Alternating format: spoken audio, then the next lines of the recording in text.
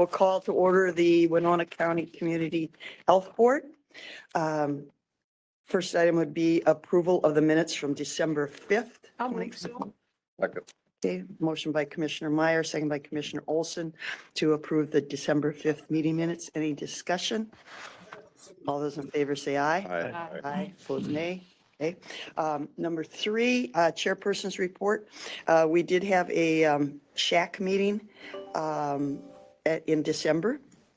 Again, a lot of discussion about telling the story, trying to figure out, this has been ongoing for 20 plus years, is what is the story of public health and how do people know what public health is and what it does.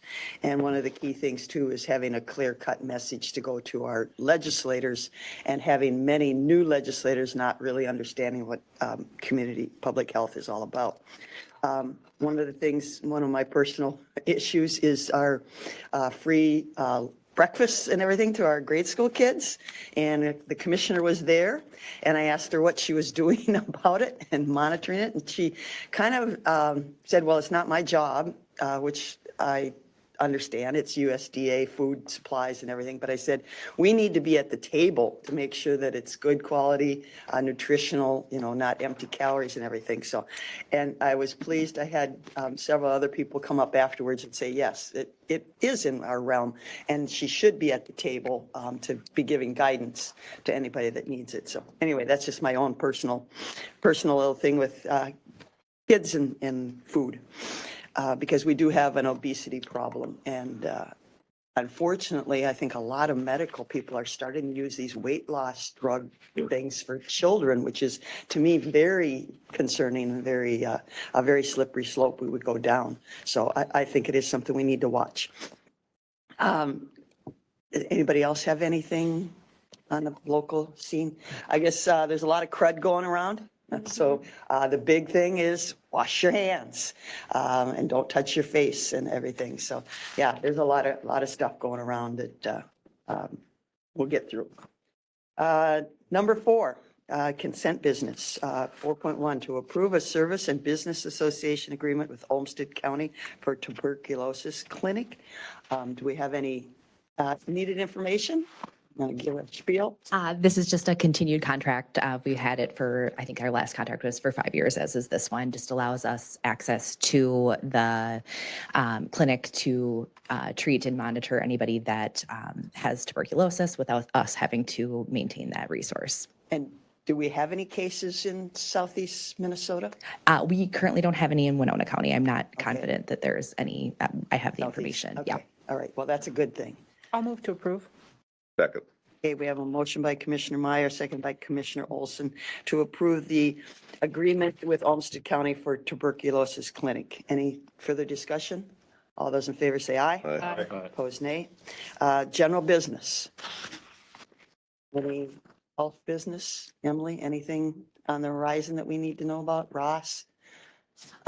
They're certainly watching bird flu pretty closely currently at the state. Nothing that necessarily needs to be distributed to the public at this time, but they're monitoring all the flocks and things of that nature. And there has been some cases in adjacent counties. Yeah, okay. Question, maybe you don't know, maybe Ross. I did see an article about the free well testing and such. Ross, are you? Yes, that is open. So we're distributing the information. We've done the press releases. You just go onto the website and you put in your information, and within 2 to 10 weeks, it will send you a water test kit. They're doing that because depending on demand, the lab can only handle so many samples at a time. So they will kind of meter the kits that are out there so that it doesn't overwhelm the lab. So. And I was at the counter the other day for other reasons, but this has got both a thing where you can apply for home free bottled water if you qualify, and then for the test kit. And here? Yeah. Counter, you said. Yep. Those have been out for a while now, so those are continuing. But now they've opened up the testing to anyone while they have money. Well, I did put my information in because I do have my own private well, so I'll see if they're follow through with sending me one in, what, 2 to 10 weeks? 2 to 10, depending on demand. Okay. So they've left themselves a wide window. So There we go. That's okay. Thank you. That's fantastic news. That's one of the things I was going to mention during the during the Yeah. comment section at the end of the board meeting. That's fantastic news. That's Open to all rural, private, well over. okay. Any other business before the Community Health Board at this time? Motion to adjourn. I'll second. We have a motion by Commissioner Olson, second by Commissioner Meyer to adjourn. Any discussion?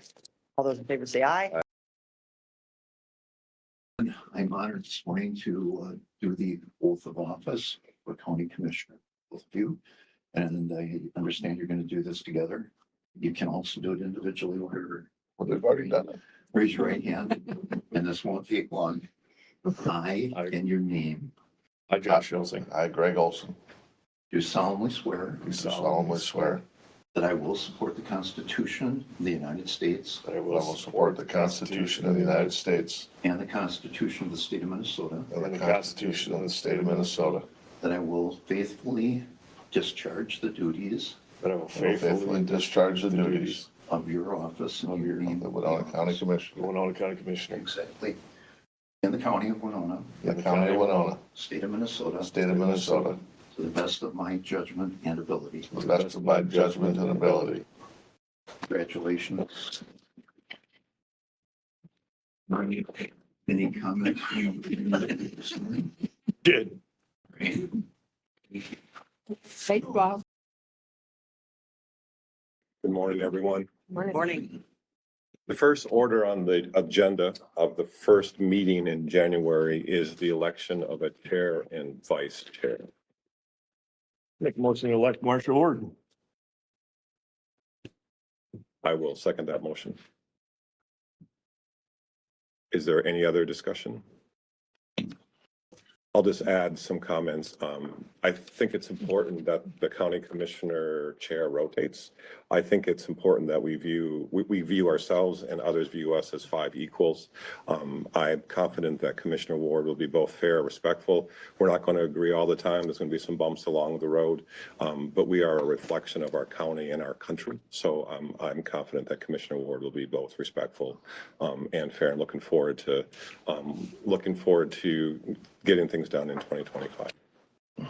Any other discussion? All those in favor of the motion to elect Commissioner Ward as chair, say aye. Aye. Opposed? Okay. Nay. Motion passes 3-2. I will then, well, should we do the vice Yeah, chair at the we same? can do that. do I'll slide alternating this one chairs. this time. I'll move up one. Okay. Should I pass it to, I'll pass it to you. And then we'll figure out the seats. Yes, and we'll do musical chairs. Okay, nominations open for vice chair. I nominate Commissioner Meyer. I'll second that. Okay, we have a nomination for Commissioner Meyer as vice chair. Any other nominations? Any other nominations? Any other nominations? Hearing no other nominations, the motion is to have Commissioner Meyer as vice chair. All those in favor say aye. Aye. Aye. Opposed, nay. Okay, approved. All right. Musical. That's musical chair. I'll go there. Wait, come here. Wayne, have to behave now. If you're the attorney. What?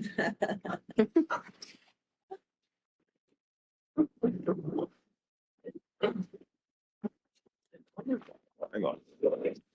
Oh, I was kind of getting used to that. You want to sit here? Oh, I'm fine. Big one. Oh, I guess that's the thing in case she needs to pass the gavel to me, but Oh, it's not gonna, it's rare. Yeah, I think Greg won't pull it up. he might hit me on the head with it. I don't know. Figured it out with better housekeeping. Has been done. Say no more. Say no more. Thank you. Okay. Thank you very much. looking forward to 2025. 2024 was a rough year personally and politically and everything, so let's hope 2025 is a smooth year. Moving into public comments. This is a portion of our agenda where anybody from the public has anything in particular to address, has the opportunity both in person and online. So is there anyone wishing to address the Winona County Board? Is there anyone wishing to address the Winona County Board? And last time, is there anyone wishing to address the county board? Seeing no hands up on the computer screen and nobody in the audience, we'll move on. This is an important opportunity, though, for people to address the county board, and a lot of many meetings do have this as an option, and I'm proud that Winona County Board has had it for many years and is a useful tool for anybody that wants to contact all of us at one time. So thank you for that. Item 4, approval of the county board minutes. I'll move to approve both sets of minutes. Second.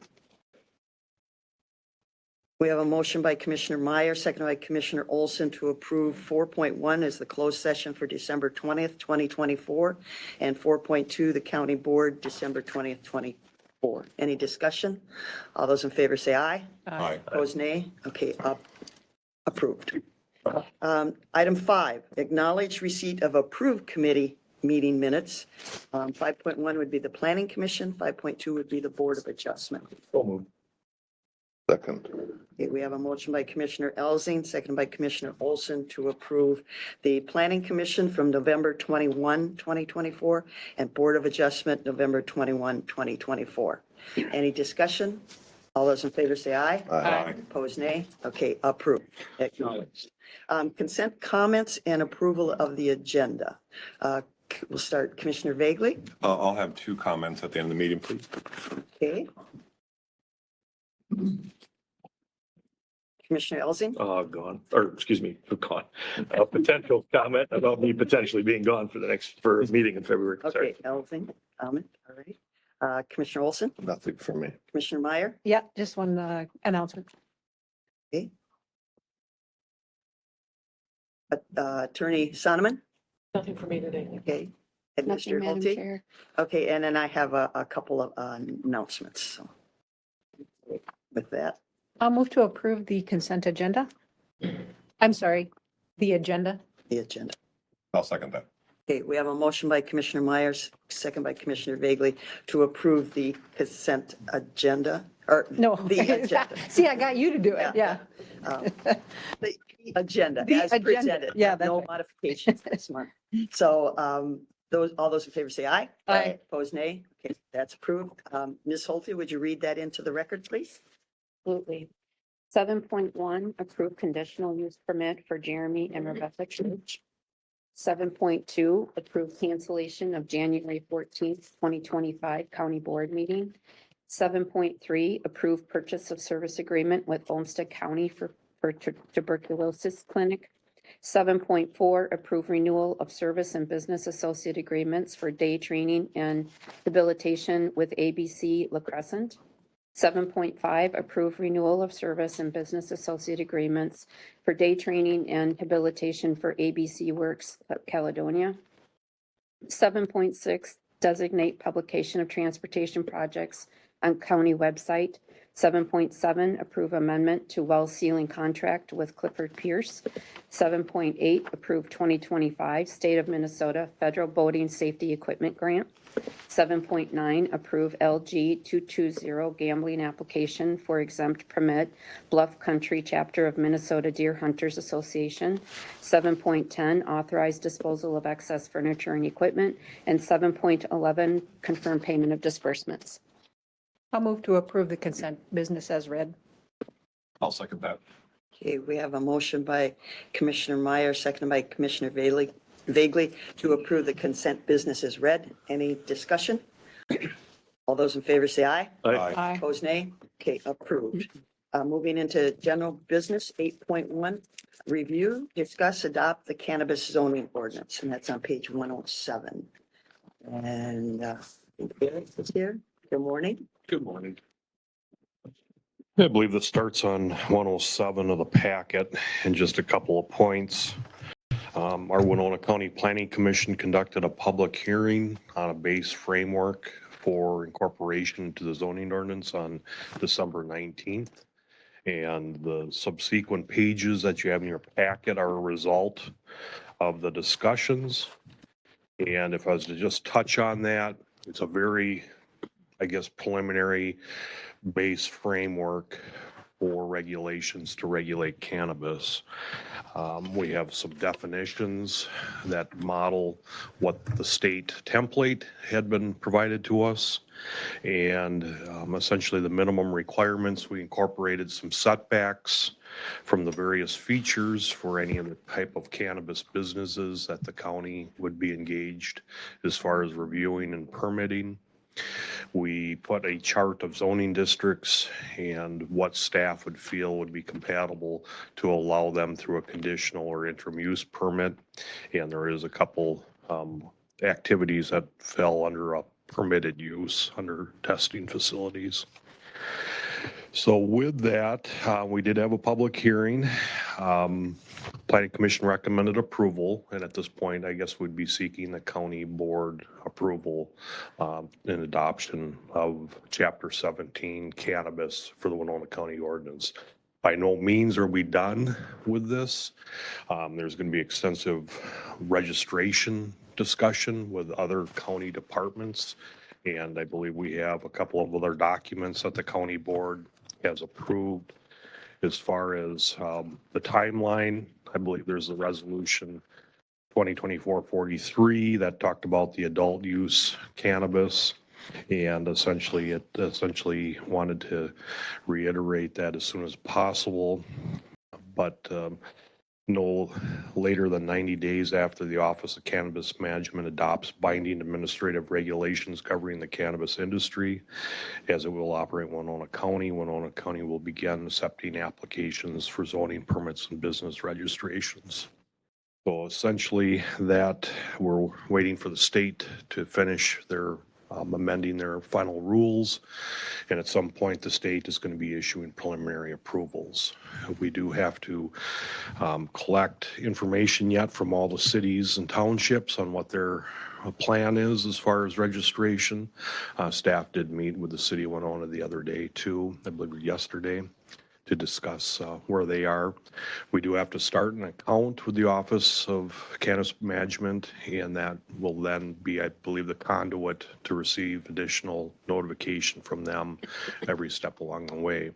We're starting to receive the township delegations. There we have a document that is for city and township use that essentially would hand over delegation to the county or use that form to claim out their own set of administrating it. So we are working on a number of fronts with that. So other than that, if I have any questions I can answer, I will. Otherwise, Steve is real knowledgeable here from the county attorney's office. Commissioner Elton.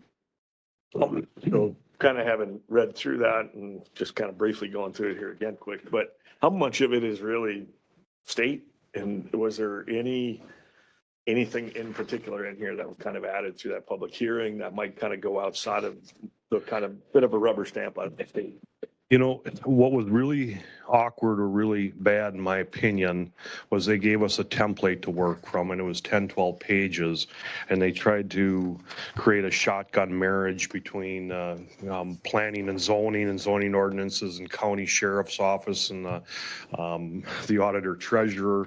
And it put us in a bad position because we were trying to lay out procedure for things that were outside of our control. So I think we took that 12 pages, and thus what we have in front of us is only 3 or 4 pages of things that we want to, just because we did have a moratorium that expired January 1st, and we have to have some base guidelines. So I think we took what the knowns were, and we're proceeding with that, but we know there's going to be things that will be open for discussion and possibly amending. So to follow up on that, I honestly thought I would receive a few more calls on this than what I did, but it was actually fairly quiet.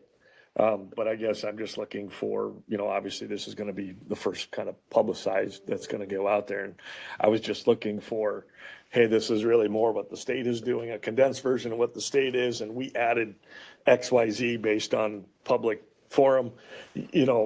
So basically a lot of this is just a condensed version of the state. Really, there's no caveats specifically for Winona in here yet. It could come.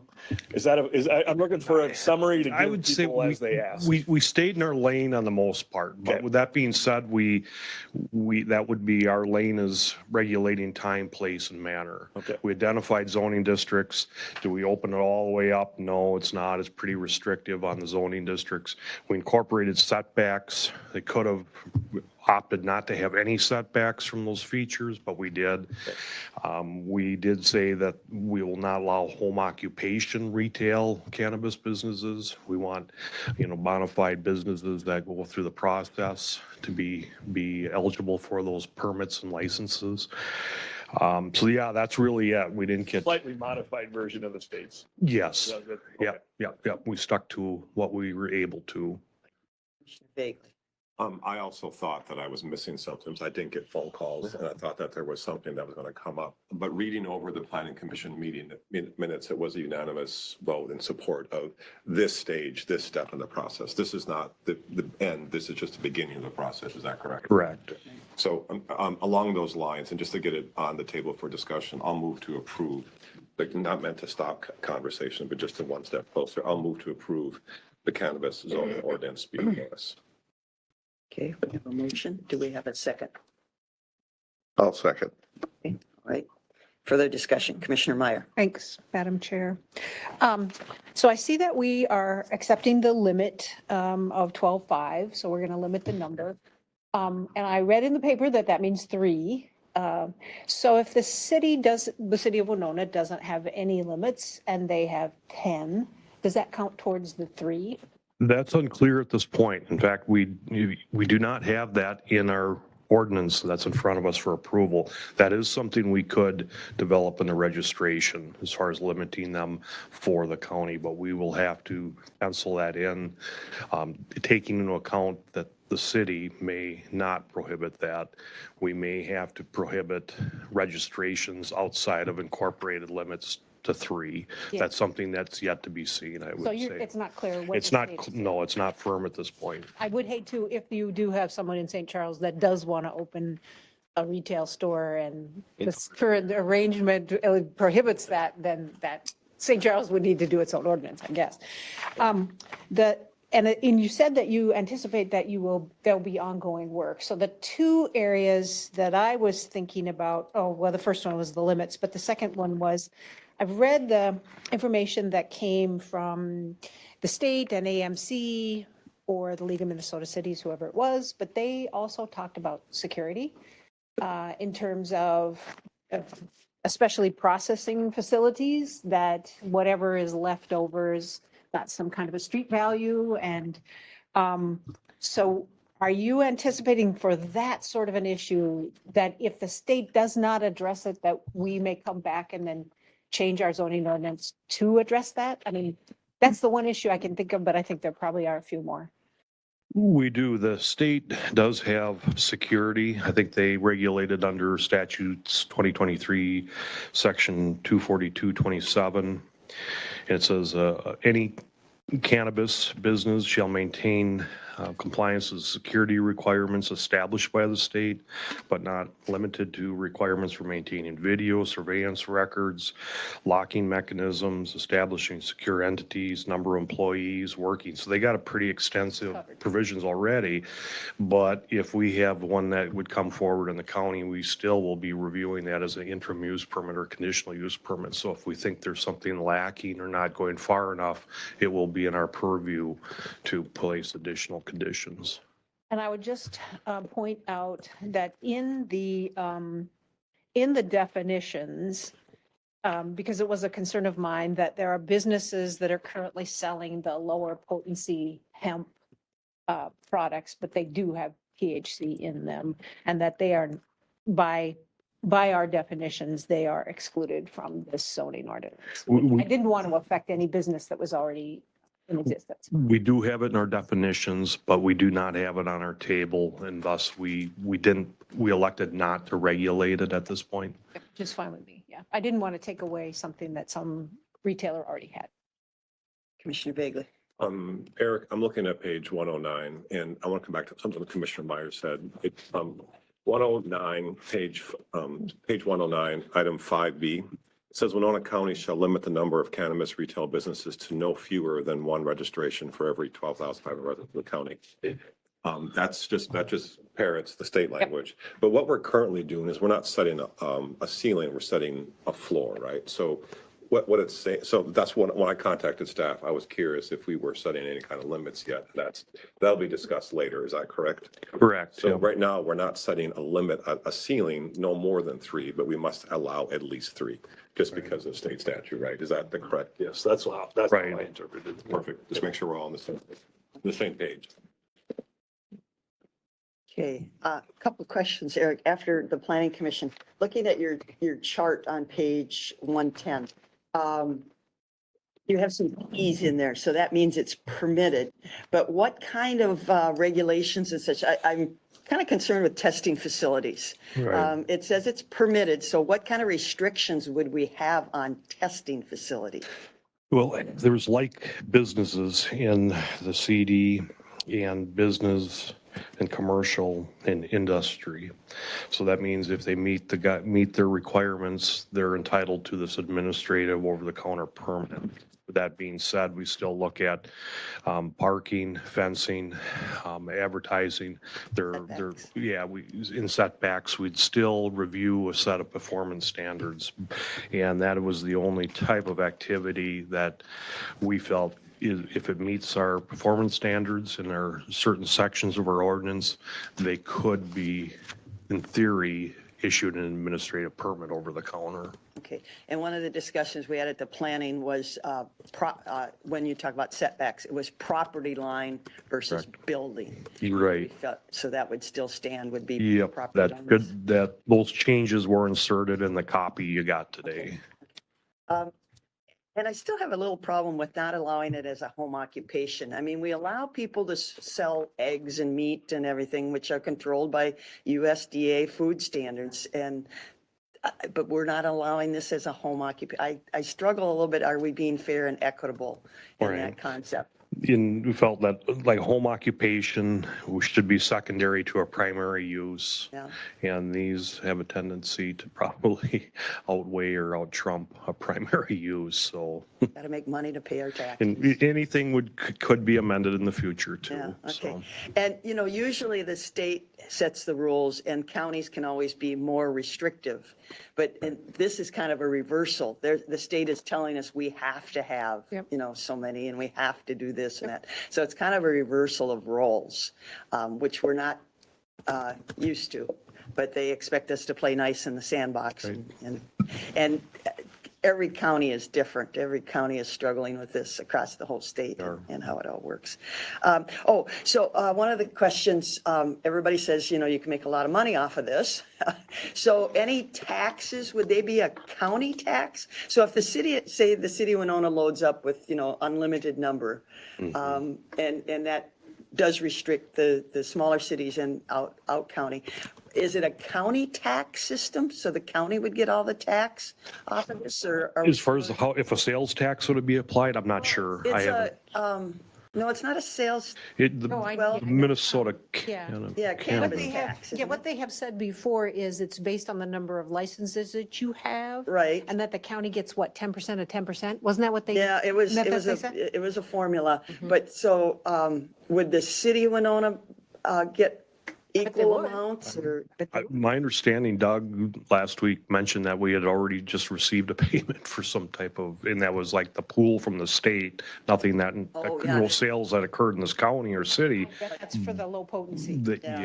Yeah, that's, I think Well, that's what and it they was. talked to at one of the committees I was at that, because the casinos are, doing a lot of business, that there's some pool that was created, and it's supposed to help with the long-term impacts of this. Well, I guess But Prairie maybe Island. that's different I money. have been told Prairie Island already has an open retail store Yes, I because believe it's so. tribal. Yes, And yeah, Leech Lake does, or Red Lake does, one of the. right.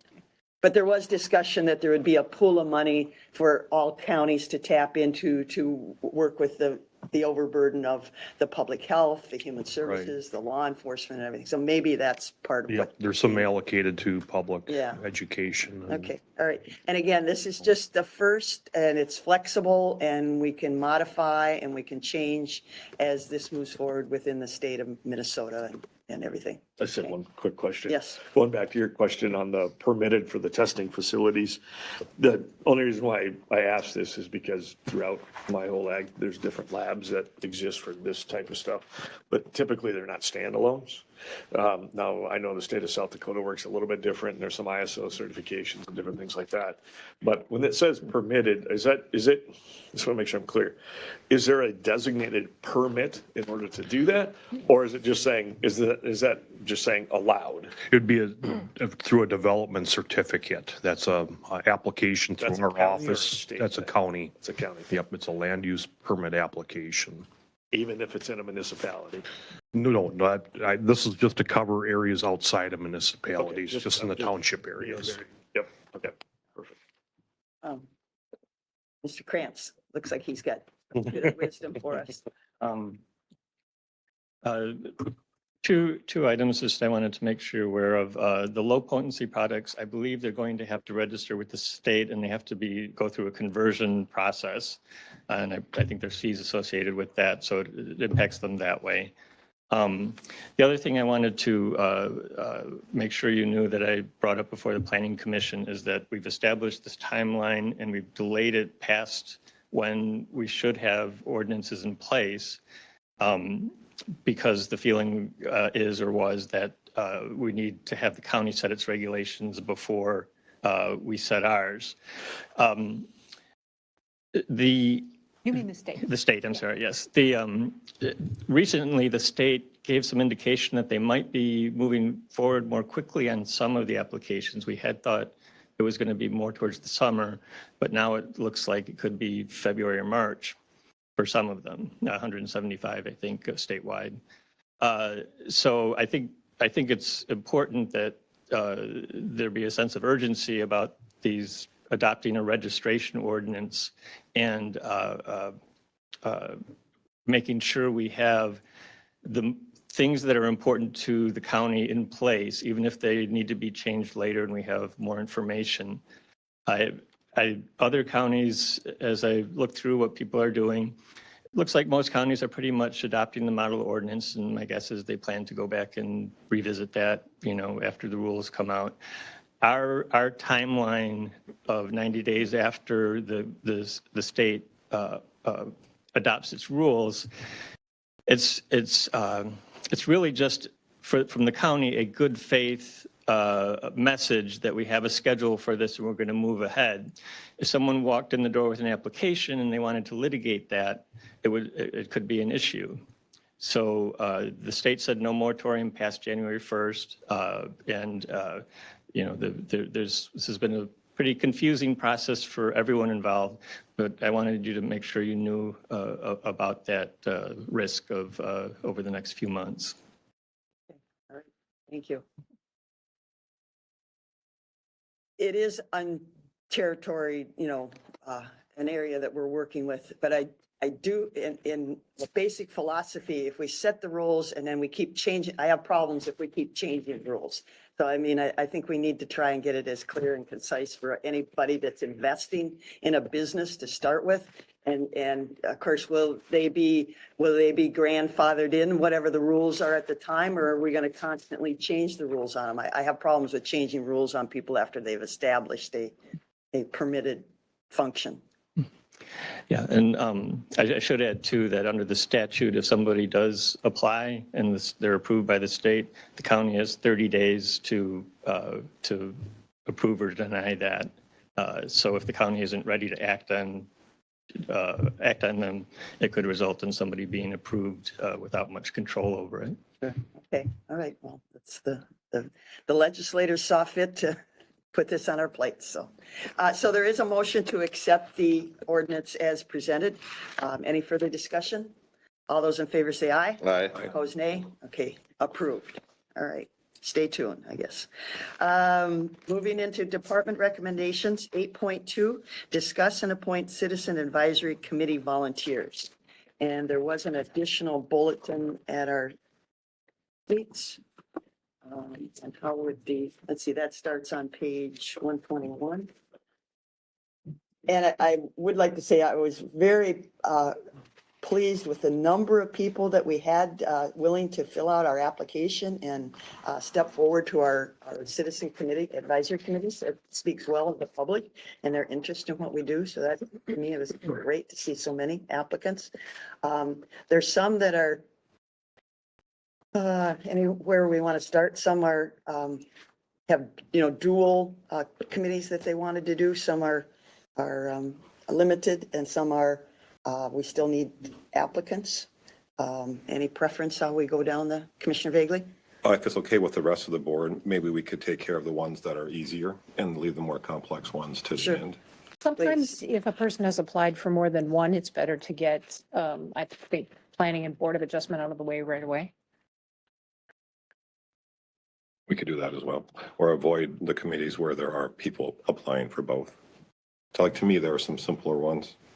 So I'd like to move that for I'd like us to do Board of Adjustment first. I'd like to go ahead and move to reappoint Jordan Potter and Kelsey Fitzgerald to the Board of Adjustment. I'll second that. Okay, there's been a motion to reappoint Kelsey Fitzgerald and Jordan Potter to the Board of Adjustment. Any discussion? That's still Commissioner Vagley. Just to clarify, that's just the first step in a two-step process, right, Commissioner Meyer? Yep, we will need to pick a second person from the Right.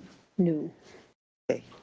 So we have a motion to reappoint Kelsey Fitzgerald and Jordan Potter, but that still leaves one vacancy for a second thing. So we'll ask for a vote on the reappointments. All those in favor say aye. Aye. Opposed, nay. Okay, the reappointments are standing. And so there is one, do we want to do the one vacancy? Yeah, that's what because we're at Board of it. Yeah. Yeah, we're at the Board top, of page Adjustment. 121, we're at the top of the list. So Commissioner Elding, did you? Yeah, I mean, there's looking at making sure we don't double dip here for the planning, and I see Mark Clark's on both. I'm just thinking of somebody in different areas in the county here. Larry Graydon would be another one in there. Mark Clark, Andy Frickson would all be. Madam Chair? Did you have somebody, Commissioner Elsing? Yeah, I guess I would with on the planning commission with Mark Clark at the bottom. I think it would make sense just looking at the different areas that we make a motion for Larry Graydon. We have a motion for Larry Graydon. Is there a second? Is there a second? I'll second that. Madam Chair? Yes, Yeah, Commissioner Meyer. so I know that Mr. Greedon has been on commissions in the past. I love to see new people. So I'm going to move to appoint Amy Cordray. I'd second that. Okay, we have a motion for Amy Cordray. Made by Commissioner Meyer, second by Commissioner Olson. So we have two. We have Larry Graydon and we have Amy Cordray. I personally, I think Steve Holm, he is Saratoga Township, and we have not had anybody from that end of our county. And he also served on, when Saratoga had their own planning and zoning, he served both on their planning commission and their board of adjustment. So he is knowledgeable of what those functions are. And again, I like always looking for geographic distribution.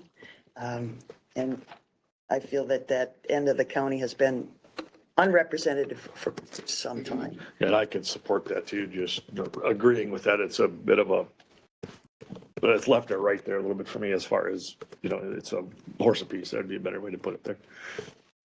Okay, so do I have a second for? I would second this too. Okay, all right, so now we got three. Commissioner Vagley.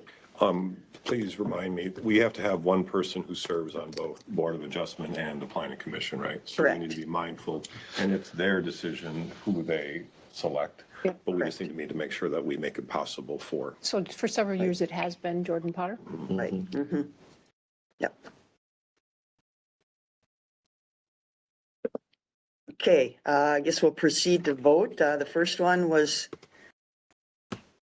Mr. Graydon, Larry Graydon. All those in favor of Mr. Graydon, say aye. Aye. Aye. Pose nay. Okay. Okay, so Larry's out of the running. The second one was Amy Cordry. All those in favor of Amy Cordry, say aye. Aye. Aye. Pose nay. Nay. Nay. Okay, Amy's got 3. Steve Holm. All those in favor of Steve Holm? Do we then have enough, though? Well, yeah, yes, it would be one, but I guess just to give Mr. Holm a fighting chance, I mean, to have a vote. I mean, because I'm also somewhat supportive of Steve Holm and Andy Frickson. Yeah. But if we voted for Amy Cordery, we filled the vacancies, correct? Well, it could be a tie. It could still be a tie. Okay, all right. Yes, no, I think so. All those in favor of Steve Holm, say aye. Aye. Aye. Opposed? Nay. Nay. Okay, so now Amy Cordery is the newly appointed to the Board of Adjustment. And you're right, the Board of Adjustment determines who carries out both of the planning and the Board of Adjustment roles at their first meeting.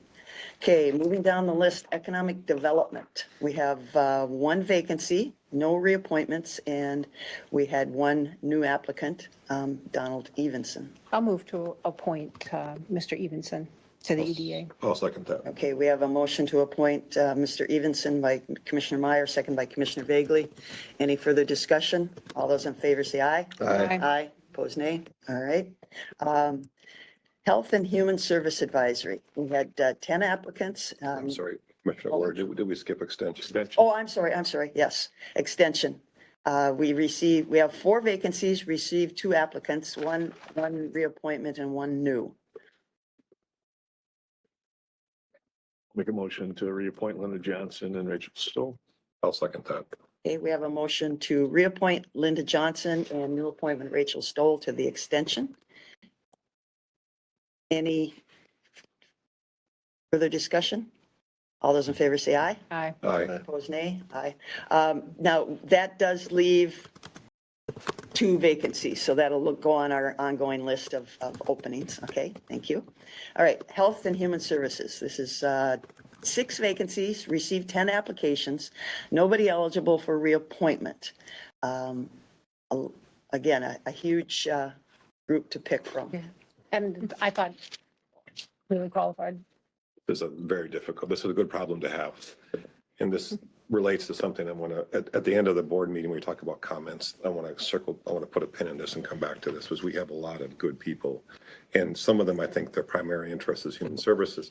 And some of their, I think, primary interest would be public health or community health. So how would the group feel about offering, we did this with Mr. Jacobson. He's been an ex officio for the last year or so.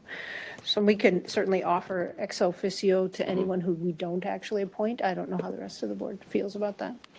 If they would be comfortable with a voice but no vote, I would be fine with that too. And they could determine, they wouldn't qualify for per diems per se, but they could attend the meetings. Right. So we have had attrition throughout the course of Yep. the year, so. All right, so I will move to appoint Ryan Bueller, Rebecca Krantz, Isabel McNally, and Craig Petz. How many total is that? 4. It's 4. How many do we need? 6? Okay. 5. No, 6. Yes, Need 6. I'm 6? sorry, 6. Okay, so that was 4. Commissioner, yeah. Okay, also, Can you start again? You said Ryan? okay, so Ryan, and I'm going to add Morgan Gould, Rebecca Krantz, Cans. pardon me, Cans. I guess I had our attorney on my mind. Isabel McNally, Craig Petz, and Teresa Wilkerson. I'll second that. Okay, we have a motion for those particular candidates made by Commissioner Meyer, second by Commissioner Olson. Any other discussion? Commissioner Vagley? Just to clarify, Rebecca Cans, is she a county employee? No. So she used to be a county public health? That's how it appears, yeah. Yes. Yeah. So former, not current. Thank you. The only, on those, and we have, all these are very qualified people. The one person that I guess I would like to see on, because he's already been there as a ex officio, is Mark Jacobson. Sure. Would you like to make an amendment to my motion? Sure, but I'm not sure who to take off. Oh, geez, they're all so good. I know, We have two family and children's center persons, is that correct? yeah. I think that is, Some Hiawatha Valley mental health. yeah, Mr. Uh, Bueller. Ann Burfing, Ryan Boolier is Hiawatha Valley. Right. And then, So and Mr. Pets is FCC. so is Ann Burfing. No, what is Ann? But I didn't include Ann. Oh, I apologize. I thought you did. I'm sorry. Ann is FCC as well, yeah. Okay. While we're kind of juggling this, I think Amanda Rodriguez is community health, and it is a health and human service board, and I know what Commissioner Vagley and I have talked about in the past of splitting these two committees up, but I Possibly, think. yep. Okay, so why don't I withdraw my, Commissioner Olson, did you second it? I did. But I want to withdraw it now. Can we do that? Okay, Sure. yeah, it can be withdrawn. Okay, I'm going to withdraw it.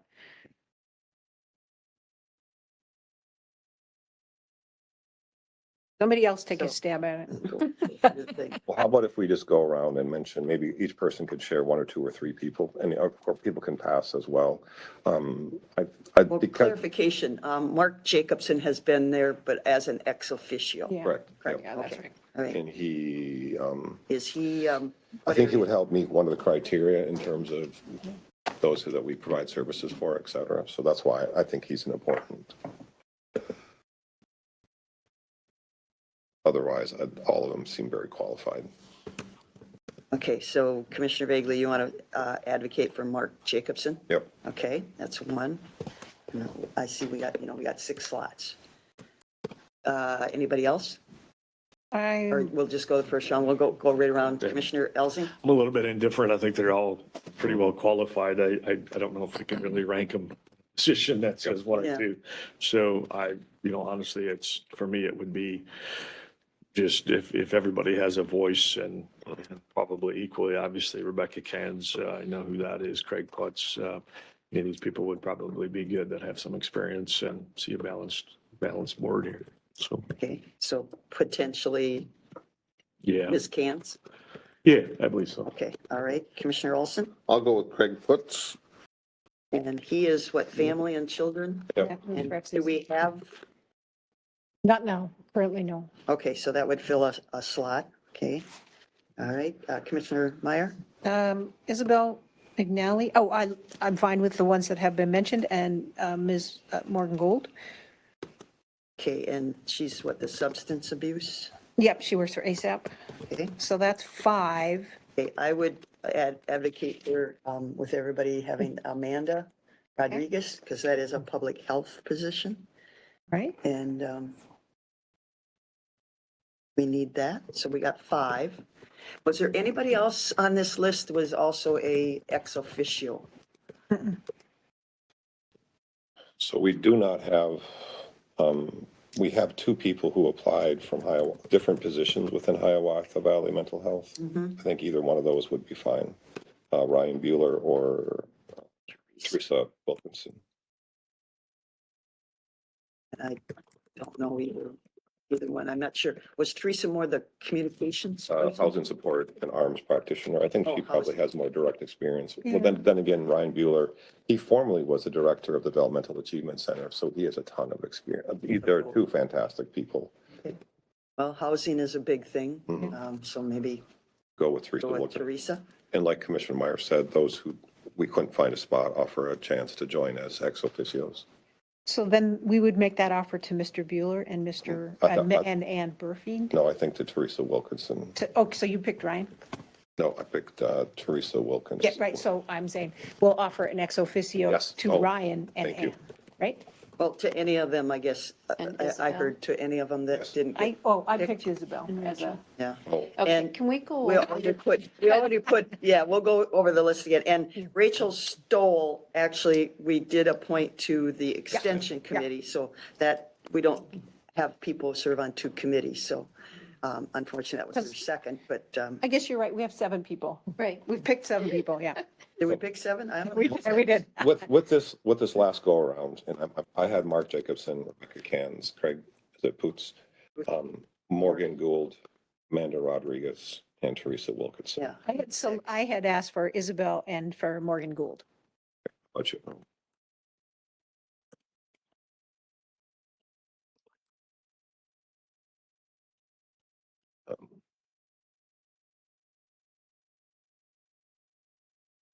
So I got 6 on my list.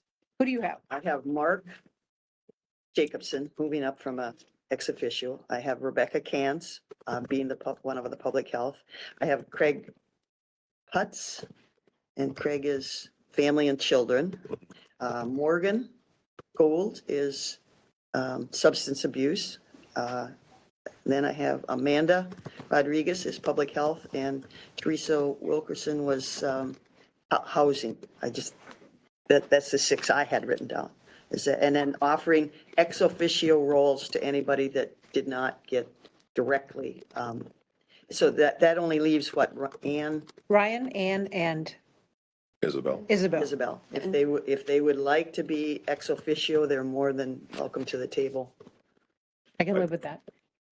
I'd be okay with them. So moved. All right, I'll second.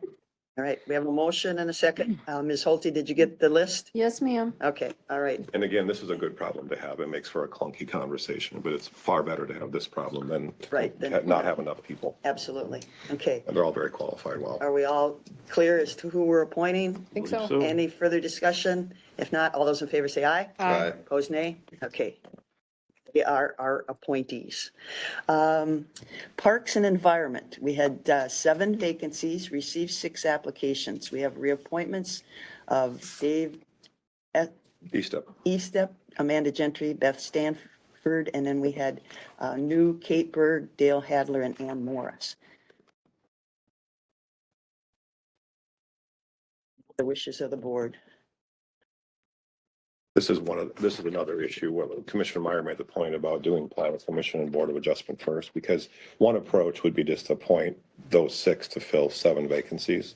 But one of the individuals, Dale Hadler, is also applying for the planning commission. Yeah, correct? and I would love to see Dale on the planning commission.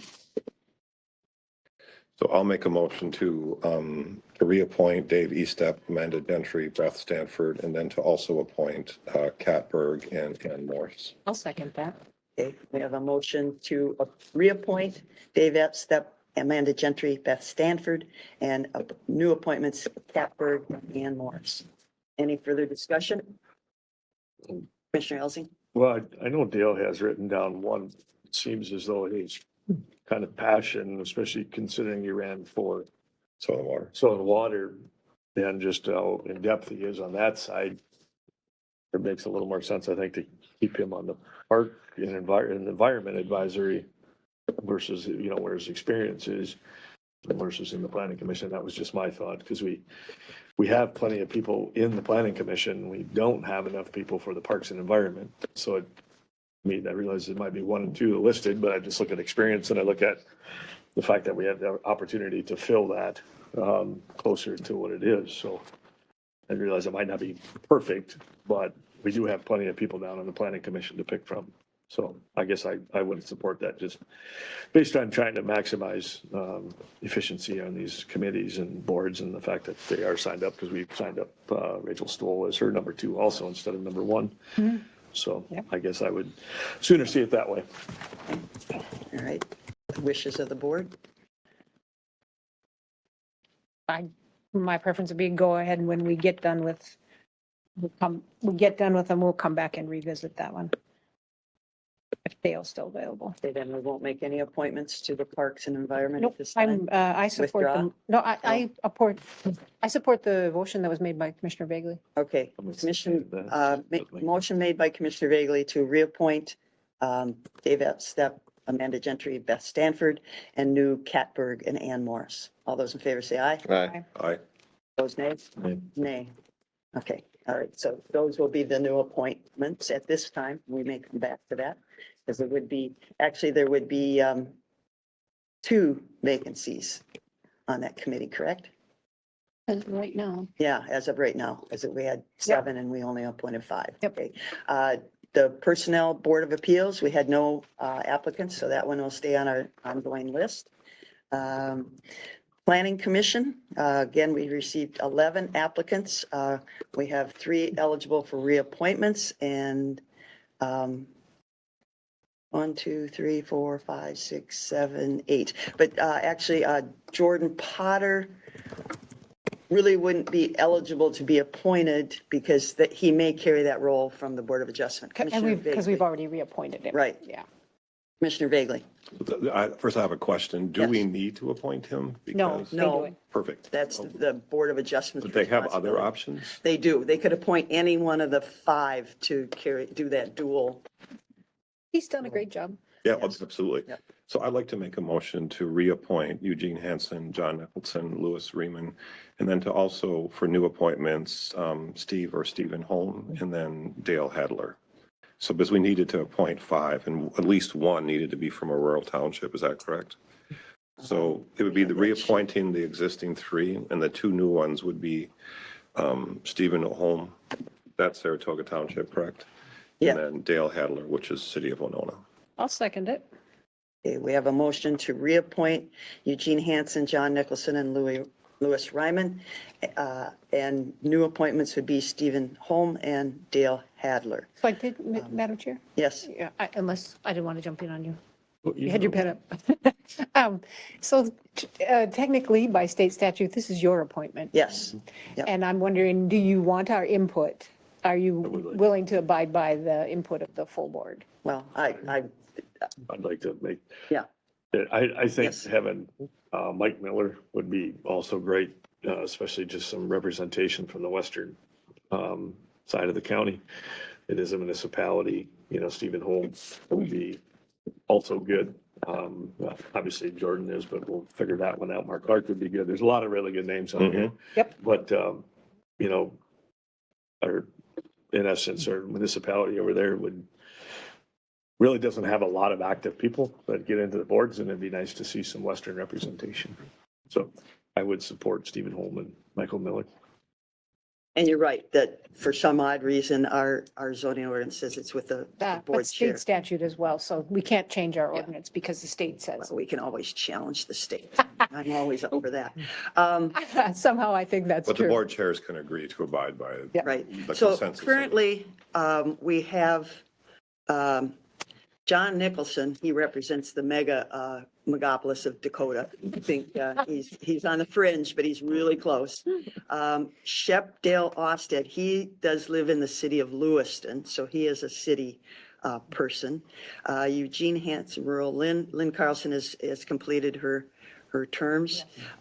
Technically, Jordan Potter, does he live in He lives in Minnesota? Winona. He lives in Winona. The city. So, and our rules say that only so many can be from the city. Right. So and again, I am leaning towards Stephen Holm because of the Saratoga, we have no representation there. And isn't St. Charles our next biggest city, or is Goodview? Is St. Charles bigger than Goodview? Good, no, I don't know anymore. Yeah, they're close. They're close. But we haven't had anybody from St. Charles area for some time. And it is still part of Winona County, and it is impacted greatly by some of the things Olmsted County does, because they're right next. Still count? Is that what you're saying? Yeah, we still have them. They've threatened to annex them at times, But it just, that part of the county sometimes gets a little underrepresented in my mind. Madam Chair, could I just? Yes. The zoning ordinance. It allows for so many. Right, well, and it says at least 5 of the appointed members shall be residents of the portion of the county outside the corporate limits of municipalities. Right. Excluding the county board member and his or her appointed alternate. Yeah, so we would So just still, we making would sure still that be at under least that. 5. But you know my strong feelings of people making rules for people that don't live in the area.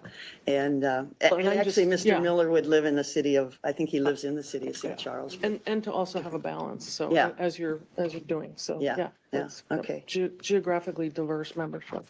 Right, and with the idea that we can go back and give Mr. Hadler a position on Parks and Environment, which, reading his application and knowing Mr. Hadler and his passion for conservation and environment and everything, I think he could really fulfill a good role there too. So I do take the advisement of the whole board, but I would like to, new appointments, I would like to make Stephen Holm and then Mike Miller the 2 new appointments for the Planning Commission. So that fulfills the whole, yeah, that gives us a total of 5. All right, so I guess there really isn't a vote on that. No, but there's a motion on the table, made by Commissioner And maybe Bigley. there and should have been a motion for this. Yeah, Yeah, it's okay, just a right. recommendation from the, Yeah, a Under motion of both the zoning recommendation. ordinance, So, okay, vote on Chapter the 5. motion of recommendation, and that was to be Mr. Hadler And and Mr. Holmes, So, and included the 3 reappointments. and the 3 reappointments. So all in favor of that, say aye. Aye. Opposed, nay? Nay. Nay. Okay, so, so it's just a recommendation. It's Right. not binding, but Right. yeah, I would, again, I'd like to see Dale Hadler and Steve Holm. I do think that Mr. Miller would also be a good addition. It's also another, I think it is important to include the western part of the county as well, but maybe that's at a future date. I think some other folks are going to come up in, is it 2 years from now? At least 2 others will term limit out, et cetera. yes, Mr. Flynn ends in 2025, and that's the only one I have on the sheet I Oh, carry. So okay. at least one every, it seems like one every year. Okay, so with that recommendation, I will go against the total recommendation, but I will appoint Stephen Holm and Mike Miller to the Planning Commission. All right, Also, just And to the be- reappointments. Yeah, just to be clear, and reappointments. and sometimes in the past you have waited until a later date to make the appointment, but you are Yeah. making it right now. Right, because we do have, we're skipping that meeting. I would have waited till our next meeting, but we're canceling that meeting. So, and the planning commission meets before the next meeting. Okay. I think it's important to have a full board. And I do encourage staff, I know you get your plate full, but to give all these new appointees some type of training, the materials and everything, and their responsibilities and everything and such. So, not that you don't have anything to do, but put it on your list. Thank you. Moving then to the Stockton Rolling Stone, Minnesota City Watershed. We had one applicant, Miss Diane Dingfelder. I'll move to appoint Diane Dingfelder to that position. Second. Okay, we have a motion made by Commissioner Vagley, second by Commissioner Olson to appoint Diane Dingfelder to the Stockton Rolling Stone, Minnesota City Watershed District. Any discussion?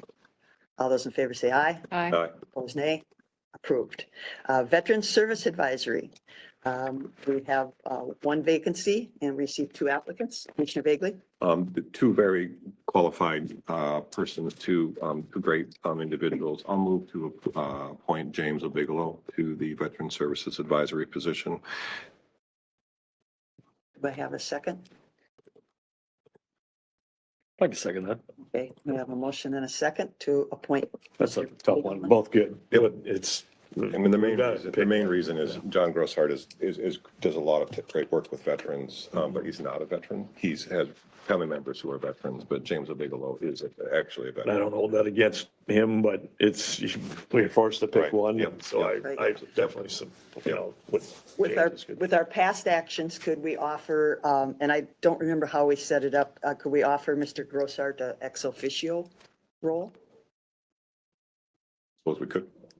Yep. I mean, 'cause like Have him we- sit in and just listen. Yeah, if he wants to partake and, As long as clear who has. Yeah, who has the votes. And a vote, et Are you cetera. accepting that as a friendly amendment?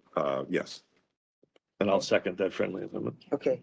So we have a motion for Mr. Bigelow to be appointed to the Veteran Service Advisory and offer Mr. Grossart an ex officio role on that committee. And I'm getting a nod from Mr. Bigelow. He thinks that would be a good thing. Any further discussion? All those in favor say aye. Aye. Opposed, nay. Okay, appointed. Madam Now Chair. back to. Yeah, I'd like to swing back to Parks and Environment and nominate Dale Hadley. Second. All right. We have a motion and a second, a motion by Commissioner Meyer, second by Commissioner Olson to appoint Dale Hadler to the Parks and Environment Advisory. Any discussion? All those in favor say aye. Aye. Opposed, nay. All right, appointed. Commissioner Williams? Yes. In regarding Veteran Service Advisory Committee, I know that there has been some staff changeover, et cetera, but can we schedule a meeting? That it's been 2 years since the idea began, and so if we could, and the idea was to meet twice a year, is that correct? Yes. So if we could look at, I realize it might not happen this month, but sometime soon, so we could let the folks on the committee know so they can plan ahead. Yes. Thank you. Great. And we will get an updated, I depend on my listing of all our committees on that one spreadsheet. Thank you. All right. Again, thank you for all that took the time. I know our application process is very detailed, but it gives a lot of good information, and I appreciate everybody that took the time and participated in that. Okay, our next item of business. Madam Chair. Yes. Commissioner I Meyer. just wanted to point out, I sent a note last night to administration. The Joint Airport Zoning Committee Yeah, incorrect. is incorrect. In July, we appointed Commissioner Elsing. Oh, are we, is it, oh, I'm sorry, we're up. Put me on 10 Okay. words. Oh, on the grid sheet that was sent out. Yeah, and yeah, that is incorrect. And They need more airplanes. Just be careful of the drones. They might toss. Okay, all right, so this brings us to our, hold on, we had a lot of applications. we did, Oh my gosh. which was lovely. It was good to see. Yes, 244, 245. I know, yeah. I'm scanning here, sorry. And you're still good with the airport? Well, let's see. So actually, Road and Bridge. So yeah, it's on page 245. 245. 245. That's all our Water committees. Joiner good for me.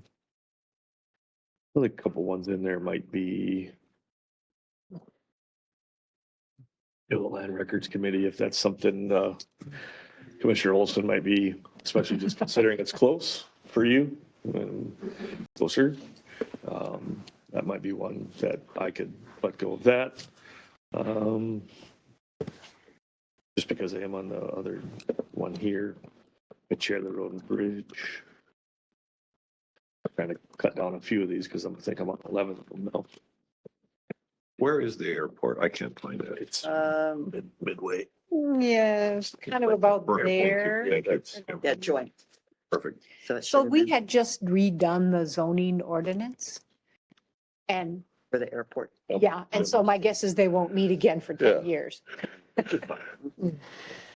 Yep.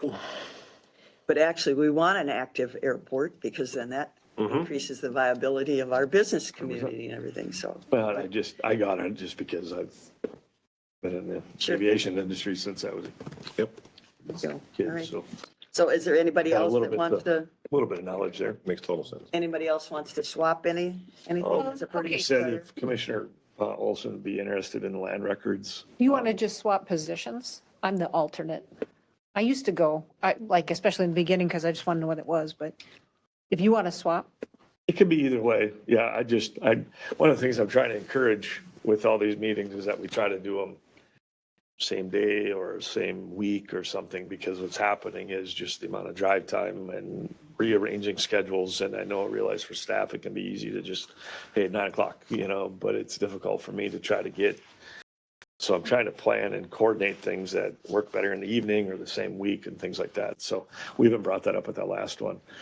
I enjoy being on it. I think, I hope that I brought some good banter to the deal, but yeah, we could definitely swap if you'd like. it's okay if it, Are you okay being the alternate? Yeah, I'm okay with the alternate. Yeah. For the Commissioner Meyer was. on land record. records, yeah, Yep. I'm the alternate and Okay, so we'll- Elsing is the primary, so we'll just switch. okay. Anything else, Commissioner Vagley? Well, with that one change and assuming that the airport is it So it's Commissioner Elsing and Commissioner Olson. Uh-huh. So I'll make a motion to approve the existing, what we see on page 245 with the two changes. One is the correction that the airport is Commissioner Olson and Commissioner Elsing, and then land records just flip-flops the primary and alternate. Sounds good. I'll second that. Okay, we have a motion to adopt the county board appointments to board and committees with the changes. With a future discussion on the one I have, the Health and Human Service Advisory Committee, Commissioner Vagley and myself are the main ones, and the alternate is Commissioner Meyer. And my desire is to split those up. Commissioner Meyer, would you like to be the main and I'll be the alternate, and then hopefully I'll On get my- HHS? And then I'll hopefully get my Yeah, sure. split Yeah. at some point? Sure. Okay. Is that Try to good? come anyway. Yeah, I know you It's such a do. big function of the county. And it's, yes, I'll accept that as a friendly amendment then. okay.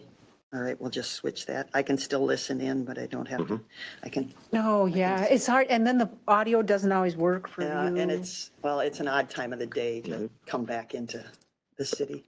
Okay, so with those, two corrections? One correction and then two revisions. Okay, is any other discussion? All those in favor say aye. Aye. Opposed, nay. Approved. All right. And I guess, the big thing is, of course, for us to be at these meetings and be fully engaged. And I know we have some other opportunities with other bigger meeting groups that we're in when they're multi-county things. So I encourage people to take part in those multi-county jurisdictions. And we'll go from there. Thank you. Okay, we need 8.4 item is to approve the approve voucher payment for Clifford Pierce well sealing under Altura well sealing agreement. So moved. I'll second. Okay, we have a motion to approve the well sealing agreement for the Clifford Pierce. Any discussion? Excuse me, all those in favor say aye. Aye. Opposed, nay. Approved. Well sealing is an important function of keeping our water supply protected. So thank you for doing that. I think Sheila, thank you. All right, 11. Let's see, that's committee reports and communications. Commissioner Vagley. Three things, two of which we've already discussed. I just want to thank the staff again for sharing the information about private well testing, and I hope we can encourage to keep on pushing that out to the public. It'd be nice to know, like 6 months from now, if that's okay with the staff, just to get an update on like how many requests came in and how that's going. And if we need to find better ways to like get that information out, because it's free testing for private wells, and that's a fantastic. I think I have already asked for that as an, And she can't get some of the data, but maybe it'll improve. so that's in process. The request to get an Perfect. update is in progress. Yeah. Perfect. So, Yeah. so I'm glad to hear that's going to happen. I want to congrats our county attorney, Karen Sonneman, again for being appointed to the, make sure I say it right, the Minnesota State Association for County Attorneys. Minnesota County Attorneys Association. You're the state, yes, thank you. Yeah. I knew I messed that one up. Thank you. Congratulations, that's a big role. Thank you for doing that. Thank you. And then lastly, I'd like to make a request for a future committee of the board discussion regarding one advisory committee. That's the Health and Human Services. The possibility of starting a discussion to look at the advisory level to have two different advisory committees, one for community health and one for human services. And I would second that, so we can put that on a future.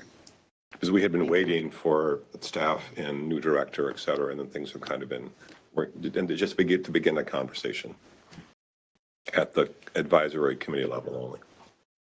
That's it, thank you. Okay, thank you. Commissioner Elsing. Yeah, just a few quick points. First of all, Happy New Year to everybody. Second of all, I just want to touch on that private wells.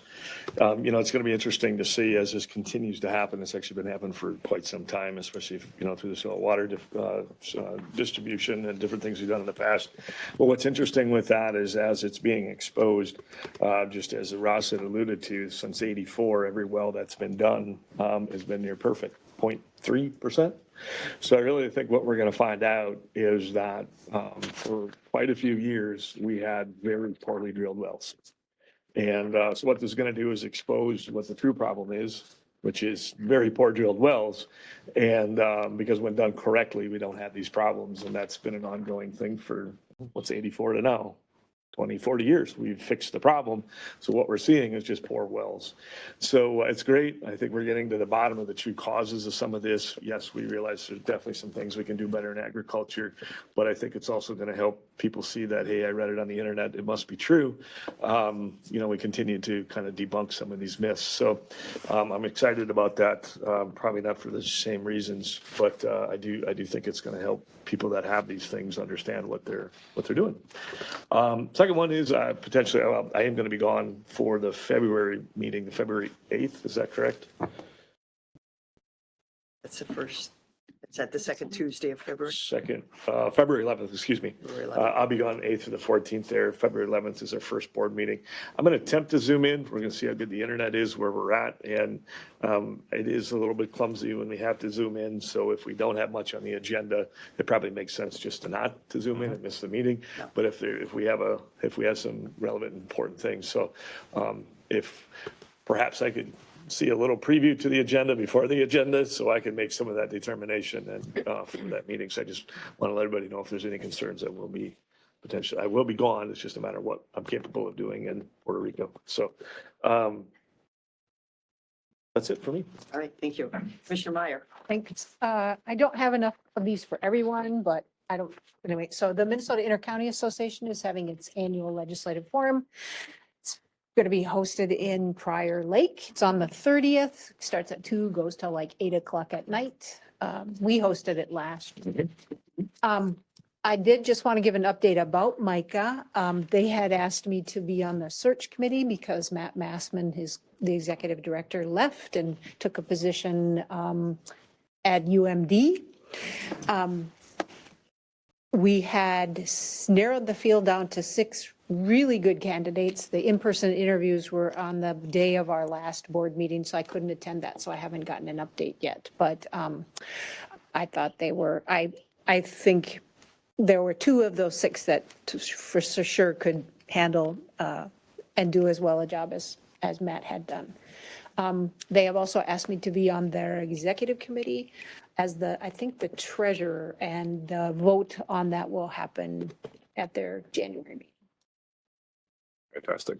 Just a quick question. I know a number of the policy analysts are have retired or. Steve Novak retired, He yeah. did retire. The others were still intact?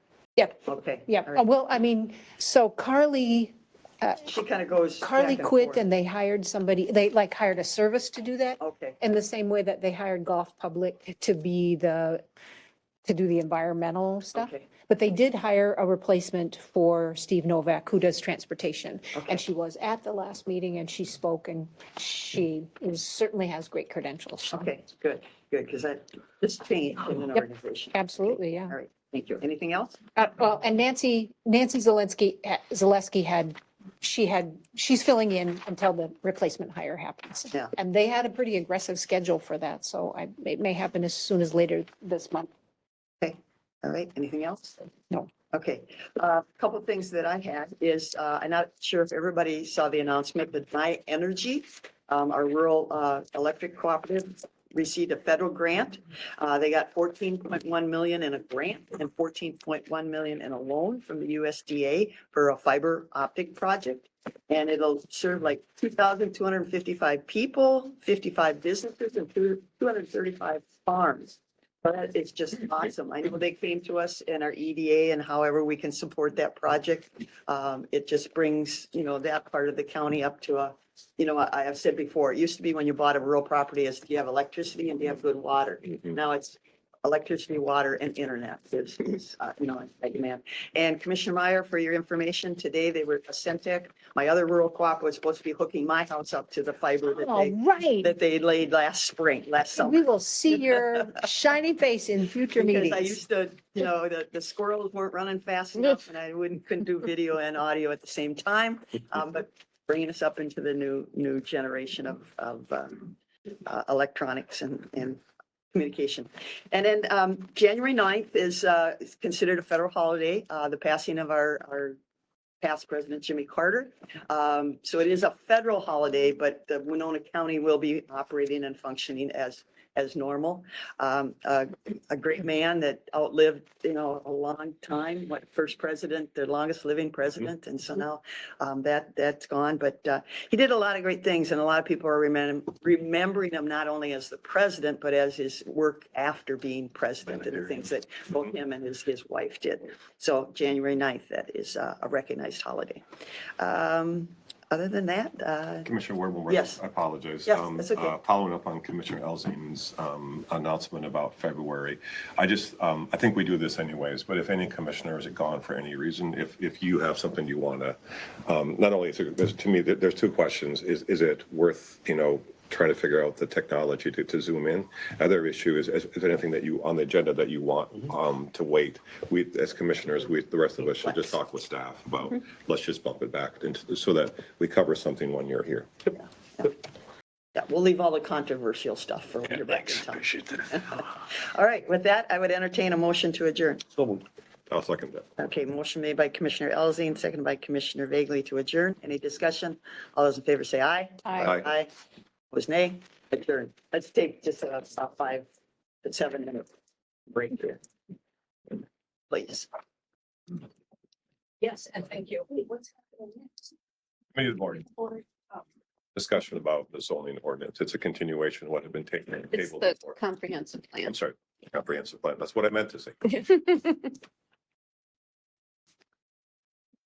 And I am leaving you all in Steve's good hands Okay, for this discussion, so I have to get to work. it's good hands. Well, yeah, his hands are healed now. They weren't so good Okay. last time. What? Top with all the puns and.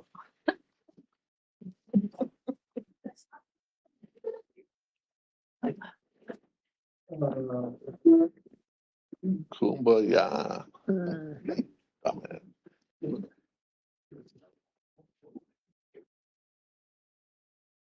Comprehensive plan. And I'm not sure who's gonna lead this. Lou?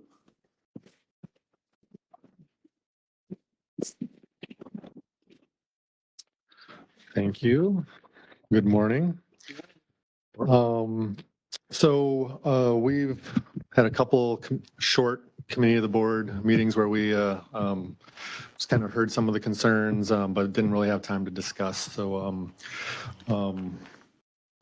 this is kind of up in my face here.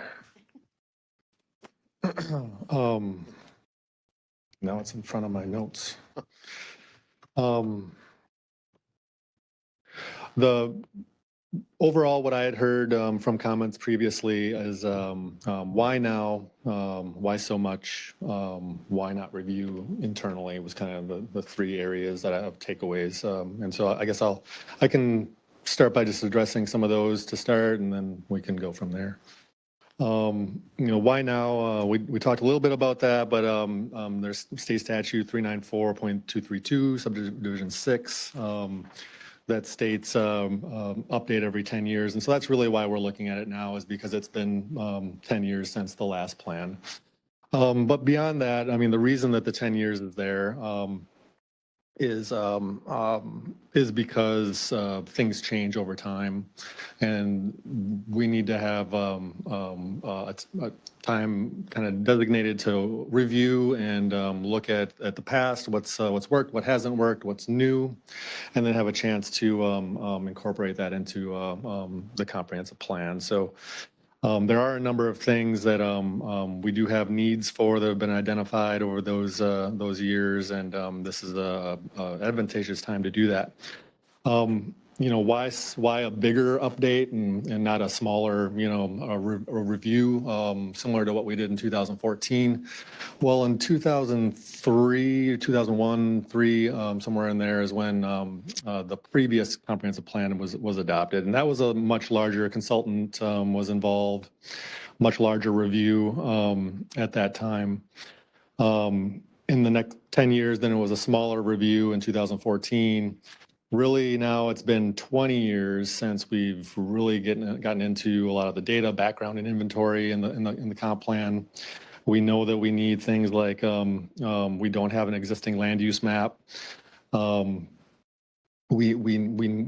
been something was identified in the housing study that was a barrier. Our future land use map really is from 2001, 3 as well. So that didn't get updated in 2014.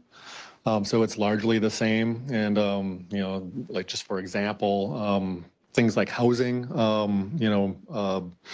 are completely built out. Our residential districts are full. There's really nowhere else to build a subdivision in the county. And the comp plan doesn't guide as to where that might be done or be appropriate to be done in the future. That's just one example. Also, it's worth noting, I think, that now is good and as opposed to like in a year even because of availability of consultants. The metro area is they're required. They're on a schedule as well for updates, and their updates are starting. And you imagine all the communities within the metro area are going to gobble up consultants' time. That's going to be really a priority for a lot of it. So part of why we got good responses, I think, is because of the time frame that we're in right now. We got 7 proposals, good proposals. In a year that very well may not be the case, and it may be more expensive because of that as well. So yeah, that's kind of my why now piece. Why so much? The cost is good questions. I mean, it is a lot of money. I understand that absolutely. Our housing study ended up being 72,000. That's kind of that's something that's much smaller than a comprehensive plan. So it gives you an idea of what cost of these processes go. Especially when consultants are involved. But generally, we went out and we spoke with, before we put out our RFP, we went out and spoke with many consultants and other communities to get an idea of cost and to make sure that our request was reasonable. And in general, what I would hear back, I mean, there's variables, but in general, you're looking at, for a comprehensive plan, $100,000. For a comprehensive plan with zoning ordinance amendments. So they're looking at not only the plan, but then they're looking at your ordinance and what amendments in order to bring them in line, which is also required. With those zoning ordinance review is 150. Our plan, what we're proposing, also includes some other things like management plan for Farmers Park. One consultant quoted us $35,000 for that as a standalone. I think we get some efficiency incorporating it into the comp plan. A lot of the consultants, when we got proposals, a lot of those were like in the 6 to 8 to 10 was their line item for the farmers. But that's having it as part of the comp plan. If you're doing it as standalone, it could very well be more along the lines of like, I thought 35 was a bit high, but I would have expected it certainly probably around 20. And maybe, and I could just be wrong on that too. It could just be 35 is what that's going to cost. So just to give you an idea of costs and things that are going into this project.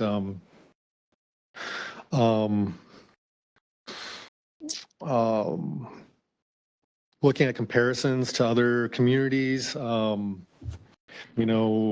of Winona's contract was $200,000. St. Louis County, it's a very large county, but $200,000. Jefferson County, Wisconsin, $180,000. Crow Wing, Becker, $100,000. Benton, $115,000. Sherburne, $148,000. Warren, $128,000. So give you an idea of where a lot of those, a lot of counties are at for their comprehensive plans and what they're spending for consultants. There was also a question as to, the contract price is somewhere around 150. And if that was going to, if there would be contingencies, is that going to grow? Our intention is to keep that on budget, and that everything that we need to do is included in that contract price. The approved budget that you all approved in 2022 was for 87 or 86 or something like that. Don't quote me exactly, but that's a ballpark right now because we already spent it down a little bit. It's at 178. So we do have a little contingency space there if we need to in the existing budget, what's currently budgeted. But again, my intention is to keep it on budget and at the contract price. I don't foresee any needs at this time, and if we did have some that come up, I guess we can address them then. So that's what I have for that piece. And then the internal review. Again, it's really comes down to scope and resources. Staff does not have the resources to do a larger project like that.